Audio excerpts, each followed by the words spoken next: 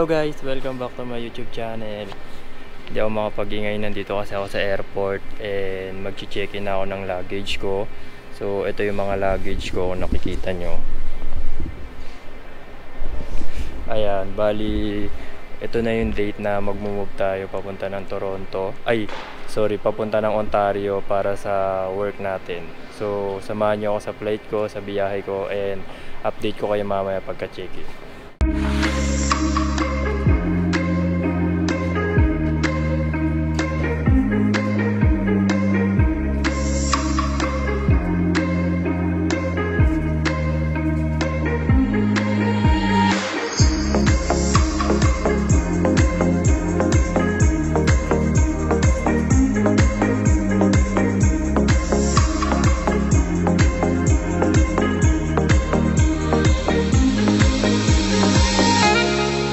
Hello guys, so ayun, kakatapos ko lang mag-check-in ng luggage ko and yun, nagkaroon lang ng problema kasi nag-over luggage ako dun sa isa kong maleta. Pero buti na lang, may isa pa akong dalang bag na hindi ko siya ginamit, nilagay ko lang sa maleta. Hindi ko kasi alam na dalawa pala yung allowed na hand carry na pwede kong dalhin or ipasok sa eroplano. So yun, nagkalkal pa ako dun kanina, nagbawas ako ng mga gamit. Yun, umabot naman tayo sa limit nila. Ang problema ko lang, hindi nagkasya dun sa bag na dala ko yung damit na mga inalis ko kasi puro mga kapal, mga maong, mga jacket, ganun. Tapos tinanggal ko na rin pala yung suot ko kaninang itim kasi ang init na dito sa loob. Nagtitiis lang talaga ako. So ito na. Yan, ito na yung boarding pass ko. Tapos ngayon, medyo nagugutom ako. Hanap ako ng kainan. Tapos ayusin ko na yung bag kong dala kasi hindi talaga siya kasa. So samahan nyo ako, kain tayo.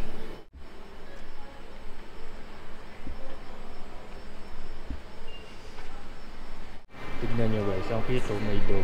Pwede pala dalhin yung aso talaga sa aeroplano. No?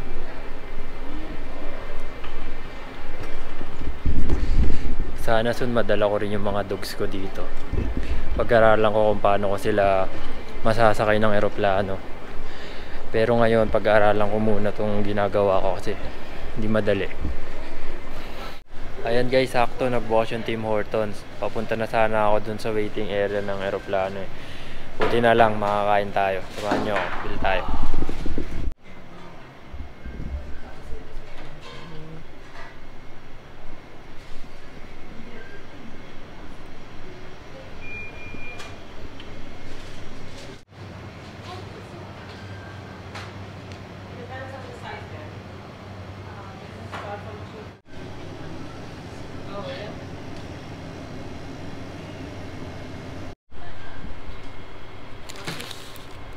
Kain.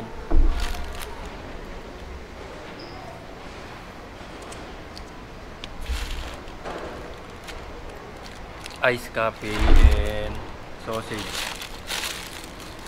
Naghahanap sana ako ng SB kaso walang Starbucks dito sa loob ng airport. Kain.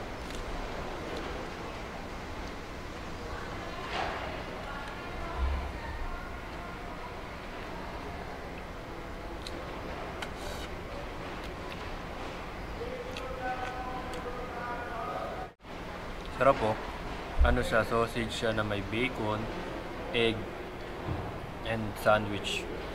Ordering ko dapat yung wrap kaso hindi available. Kasi yung wrap nila dito yung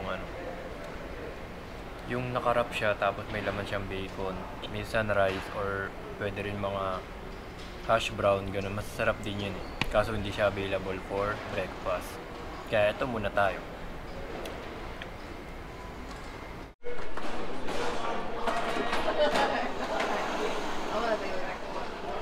Switch case too.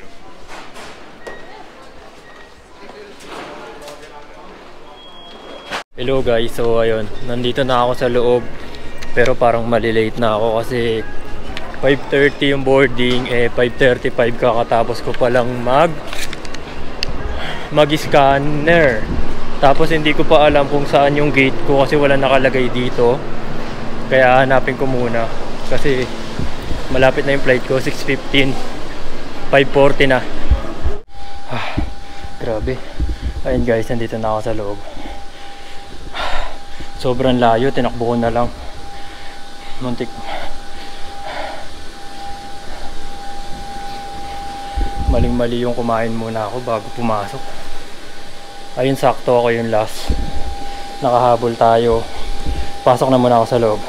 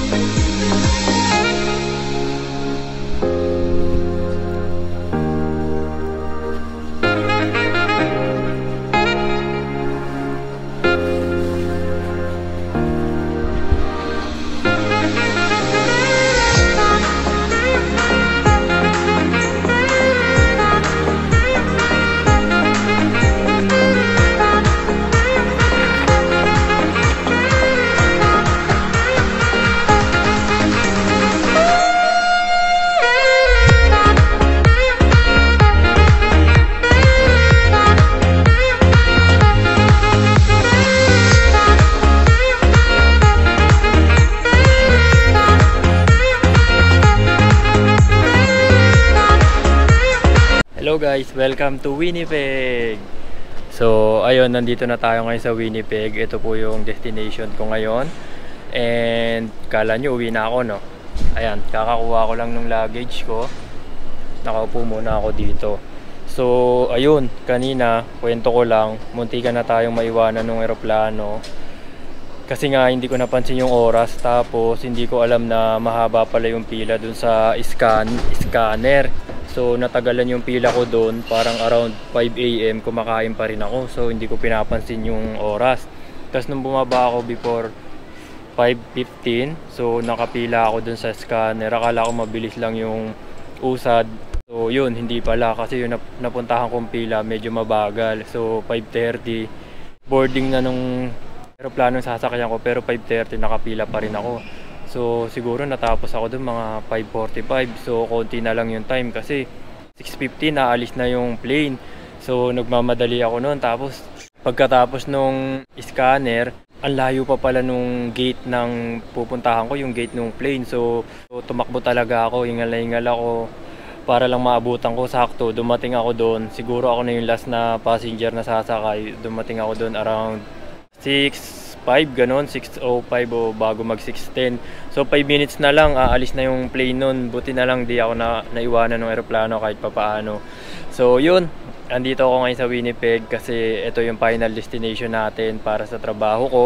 And ito na talaga yung yung OFW feels, and dito na talaga yung time na magiging mag-isa ako, solo ko, kasi nung nag-arrive ako sa Calgary kasama ko yung tito ko tsaka tita ko. So parang lang yun, parang nagbabakasyon lang ako noon, tourist. So ito, medyo excited na kinakabahan kasi mag-isa na lang ako, wala akong kasama. Tapos yung mga katrabaho ko ibang lahi.